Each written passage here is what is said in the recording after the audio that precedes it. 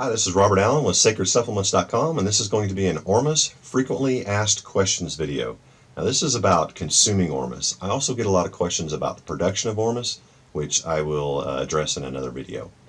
But I spend a lot of time answering the same, 10 questions over and over. So I thought I would just put this together. Maybe it'll save you and I both a lot of typing, and it'll be very helpful for those of you who have a lot of questions about Ormus.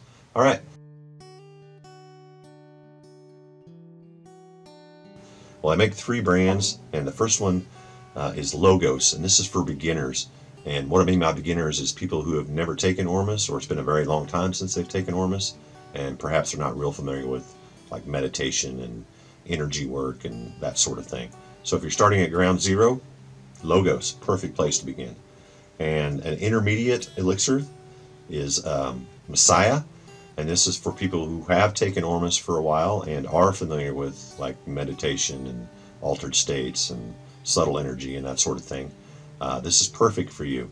And it's also a very good daily maintenance elixir. This is what I use on a daily basis. Good for, if you're going to take it every day for long term. Messiah is perfect. And last but not least, Magi for experienced or advanced users. This is for people who've been taking Ormus for quite some time and are already familiar with the use of chi energy and altered states and perhaps, Reiki healers and things like that. People who are already advanced in this sort of area. This is great for you. Might be a little too much for daily use, but perfect for a nice boost before magic or, extreme concentration or meditation or something like that. So beginner, intermediate, and advanced. Now, I've had some people who are just starting out say, hey, I'm new to Ormus, but I want to go full on hardcore. I'm just going straight to the Magi. Well, that's not really the best move in the world, because when you start taking Ormus, it has to build up accumulatively, and it's a very gradual process. And until you reach a certain point of accumulation, you're not even going to be able to sense the higher vibrations that are in these other elixirs. So it makes a lot more sense, especially since this is cheaper, to just start with Logos and do 2 or 3 bottles, and just let it gradually accumulate naturally, and then slowly advance to the other elixirs. These are 4-ounce glass bottles, so taking the regular recommended 1 to 2 teaspoons a day should last you about 3 weeks. It's kept in a EMF free environment and not exposed to sunlight. This stuff will keep for hundreds, if not thousands of years. It's not the best taste in the world. I've tried like 8 brands of Ormus, and none of them taste good. It sort of has like how lake water has a fishy smell. It's kind of like that. It's just a real subtle, fishy taste. But if you mix it with 8 ounces of juice or water or any non-caffeinated drink, as recommended, it's virtually tasteless. Well, this depends. For some people it energizes them, and of course these people should take it in the mornings. And some people that say it relaxes them, and of course they should take it in the evening.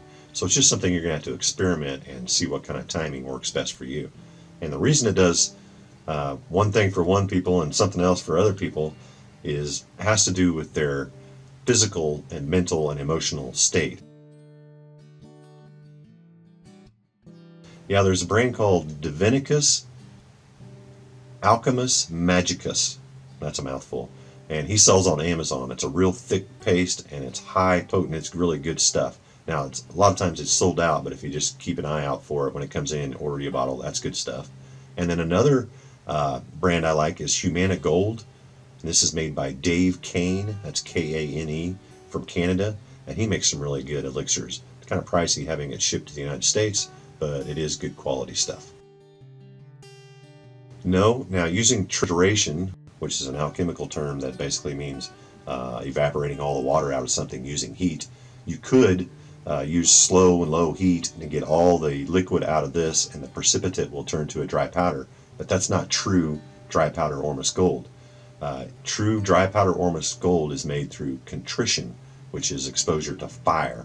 And this is a very dangerous, expensive, and time-consuming process to make true monoatomic gold powder. And I've tried 3 kinds of powder, and I wasn't impressed with any of them.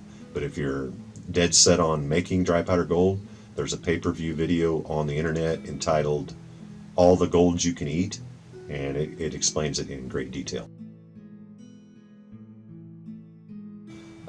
It just takes a matter of hours to actually produce the Ormus, but then I have to wait 3 days and 3 rinses, so it's another 9 days, so roughly 10 days to produce a bottle of Ormus.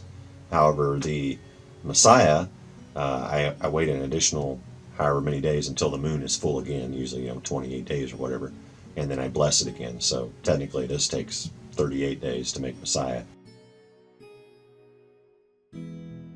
Absolutely. Very good for plants and animals, just like it is for humans.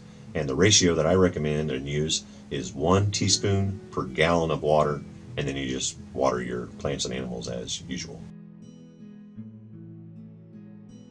Not that I'm aware of. If it's properly made and thoroughly rinsed, there's no danger at all in consuming Ormus. Quite the contrary, even. However, it does seem to boost the effects of alcohol and probably drugs and everything else too. So maybe you could get alcohol poisoning, or maybe you get drunk on 1 beer or something that could become dangerous. But generally speaking, no, there's no danger. No one has ever overdosed on taking Ormus or anything. No, just like you don't consume fire when you eat grilled food. The lye is part of the revivification, is the alchemical term, but it's basically turning the dead matter into life again, extracting the monatomic elements that are hiding within the Dead Sea salt. It's just a process to get the elixir out. It's not the elixir itself. So if it's properly made, thoroughly rinsed, you consume no lye when drinking Ormus.